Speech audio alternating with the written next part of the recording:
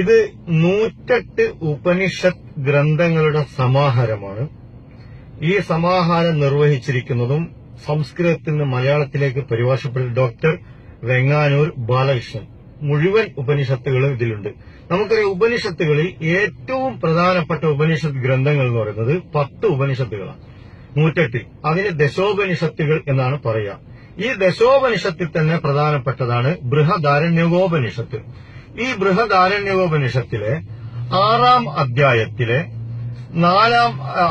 അധ്യായത്തിലെ ബ്രാഹ്മണം 4ാം ബ്രാഹ്മണത്തിലെ 17, 18, 19 ശ്ലോകങ്ങൾ, മന്ത്രങ്ങൾ എന്താണെന്ന് നമുക്ക് നോക്കാം.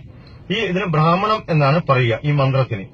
ഇതിൽ പറയുന്നു, ദമ്പതിമാർ വിവാഹത്തിന് ശേഷം പുത്രി ഉണ്ടാവണമെങ്കിൽ അല്ലെങ്കിൽ പുത്രൻ ഉണ്ടാവണമെങ്കിൽ എന്ത് ചെയ്യണം? അപ്പോ ഗോമാംസം ബൃഹദാരണ്യകോപനിഷത്ത് പ്രകാരം കഴിക്കാമോ, കഴിക്കാൻ പാടില്ലേ? ഇത് ദേവലോകത്തുള്ള കാര്യമല്ല. ഭൂലോകത്ത് ജീവിക്കുന്ന ദമ്പതിമാർക്ക് കുഞ്ഞുണ്ടാവണമെങ്കിൽ ഗോമാംസം കഴിക്കണോ, കഴിക്കണ്ടേ? കഴിച്ചാൽ വല്ല ഗുണവും ഉണ്ടോ? നമുക്ക് നോക്കാം ഈ ഉപനിഷത്ത് എന്ത് പറയുന്നു. ഇതില് 17ാമത്തെ ശ്ലോകത്തിൽ പറയുന്നു, അധയ ഇച്ഛേത് ദുഹിത മേ പണ്ഡിത ജായതേ എന്ന് പറയുന്ന ശ്ലോകമാണ്.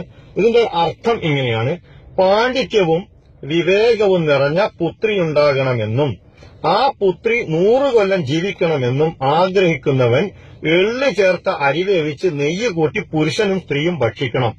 അടുത്ത ശ്ലോകത്തിൽ പുത്രനാണ് വേണ്ടതെങ്കിൽ പണ്ഡിതനായ, അതിൽ അതേ ഇച്ഛേത് പുത്രോ പണ്ഡിതോ വിഗീത സ്മിതം ഗമഹ എന്ന് പറയുന്ന ശ്ലോകത്തിൽ പറയുന്നു, പാണ്ഡിത്യം തികഞ്ഞവനും ശ്രേയസ്സുറ്റവനും നല്ല വാക്കുകൾ പറയുന്നവനുമായ പുത്രൻ തനിക്കുണ്ടാവണമെന്നും അവൻ വേദങ്ങളെല്ലാം പഠിക്കണമെന്നും ആഗ്രഹിക്കുന്നുവെങ്കിൽ 100 വർഷം ജീവിച്ചിരിക്കണമെന്ന് ആഗ്രഹിക്കുന്നുവെങ്കിൽ മാംസം ചേർത്ത ഭക്ഷണം പാകം ചെയ്ത് നെയ്യ് കൂട്ടി 2 പേരും ഭക്ഷിക്കണം. മാംസം ഉക്ഷത്തിന്റെയോ ഋഷഭത്തിന്റെയോ ആകാം. ഋഷഭം എന്ന് പറഞ്ഞാൽ കാളയുടെ മാംസം. അപ്പോ നല്ല ബുദ്ധിയുള്ള, വേദപണ്ഡിതനായ, ഓജസ്സുള്ള, ശ്രേയസ്സുള്ള, സുന്ദരനായ പുത്രനെ ദമ്പതിമാർക്ക് ലഭിക്കണം എന്ന് ആഗ്രഹിക്കുന്നുണ്ടെങ്കിൽ കാളഭക്ഷണം കഴിക്കണം എന്നാണ് പറയുന്നത്. നമുക്കറിയാം, ഇത് ഭൂമിയിലെ ജീവിക്കുന്ന മനുഷ്യന്മാരോട് ഈ ഉപനിഷത്ത് ഗ്രന്ഥം പറഞ്ഞിരിക്കുകയാണ്. അപ്പൊ ഇതിൽ വിശ്വാസമുള്ള ആളുകളെ ഈ വിശ്വാസമനുസരിച്ച് പ്രവർത്തിക്കുന്നതിന് നാം എന്തിനാണ് തടസ്സം നിൽക്കുന്നത്? ഇത് ദേവലോകത്തുള്ള ഇന്ദ്രനോടോ വരുണനോടോ മിത്രനോടോ ഒന്നും പറഞ്ഞതല്ല.